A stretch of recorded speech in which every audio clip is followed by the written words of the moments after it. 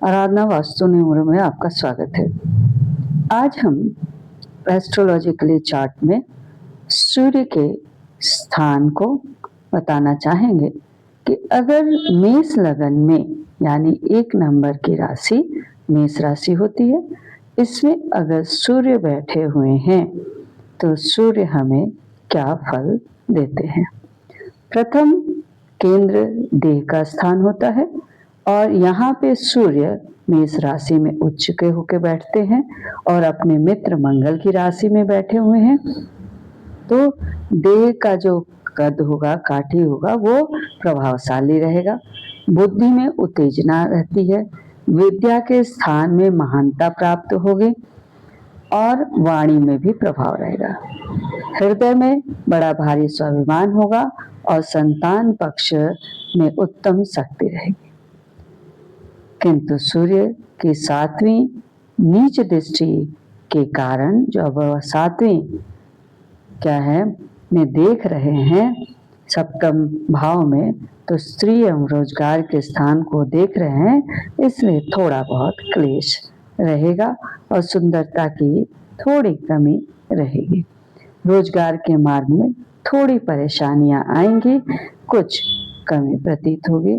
गृहस्थ जीवन जो है थोड़ा सुख संबंधों से थोड़ा कम रहेगा, दिक्कतें आएंगी क्योंकि उनकी दृष्टि 7वें भाव पे पड़ रही है, तो 7वें भाव के लिए वो उचित नहीं होगा, बाकी सभी भाव के लिए वो सही प्रभाव देते हैं। इसी तरह से जब सूर्य दूसरे भाव में बैठते हैं, दूसरा भाव क्या होता है? धन और कुटुंब का होता है। तो शत्रु शुक्र की राशि में बैठे हैं तो धन का स्थान कुछ कम हो जाएगा, संतान पक्ष में थोड़ी बाधा आएगी, विद्या ग्रहण करने में थोड़ी दिक्कतें प्राप्त होंगी। बुद्धि योग द्वारा धन की बुद्धि विशेष प्रयत्न किया जा सकता है, परंतु धन को संचित करने के में थोड़ी त्रुटि होगी।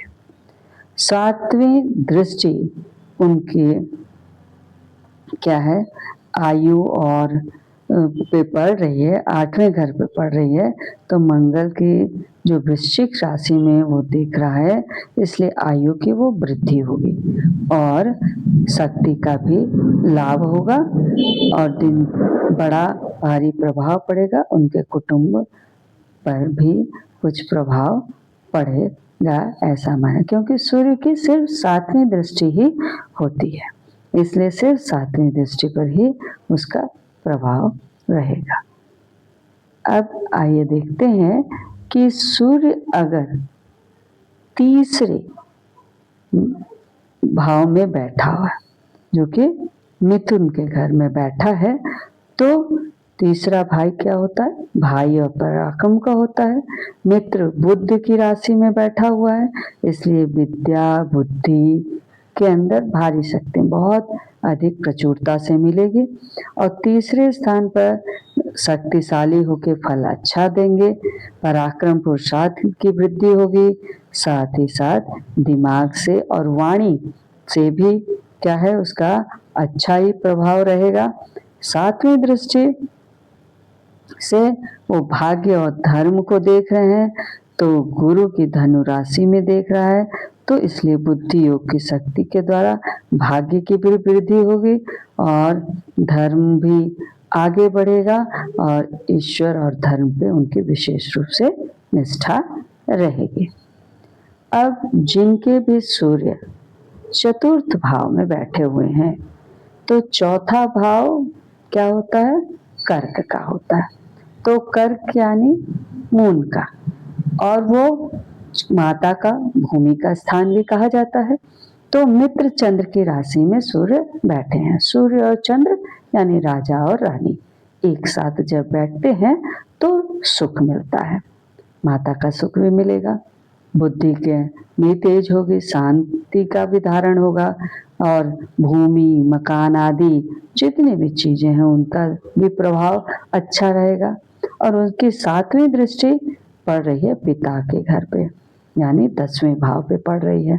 तो शनि की मकर राशि में जब वो पड़ती है तो उससे क्या होता है कि देख रहा पिता के संबंध में थोड़ी सी बेमनस्यता रहेगी, लेकिन राज्य के मार्ग में क्या है उन्हें थोड़ी निरस्ता का भी सामना करना पड़ता सकता है, लेकिन कुल मिलाकर ठीक रहेगा। अब आइए देखते हैं कि सूर्य अगर पंचम में बैठे हुए हैं, 5वें भाव में बैठे हुए हैं, सिंह की राशि में बैठे हुए हैं, त्रिकोण में बैठे हुए हैं, संतान के घर में बैठे हैं, विद्या के घर में बैठे हुए हैं और स्वयं अपनी ही राशि में बैठे हुए हैं तो उच्च के होंगे। वाणी बुद्धि में महान होगा, बड़ा भारी उसका प्रभाव होगा। संतान पक्ष भी शक्तिशाली पुत्र को प्राप्त होगा तथा अपनी बुद्धि की योग्यता से के सम्मुख दूसरों की बुद्धि को वो थोड़ा छोटा समझेगा, जो कि उसकी थोड़ी त्रुटि है, ऐसा नहीं करना चाहिए। 7वीं दृष्टि में वो क्या है, लाभ के भाव को देख रहा है, तो शनि की कुंभ राशि को देख रहा है, तो इसलिए आमदनी के मार्ग में विशेष प्रयत्न करने पर उसको लाभ भी प्राप्त होगा, लेकिन थोड़ी असंतोष की भावना रहेगी। लाभ के मार्ग में थोड़े परेशानियां आ सकती हैं, ऐसा माना गया है। अब आइए देखते हैं जिनके भी सूर्य क्या है षष्ठम भाव में बैठे हैं, 6ठे भाव में बैठे हुए हैं, जो कि कन्या, जो कि शत्रु, झगड़े, ऋण, रिपु का होता है।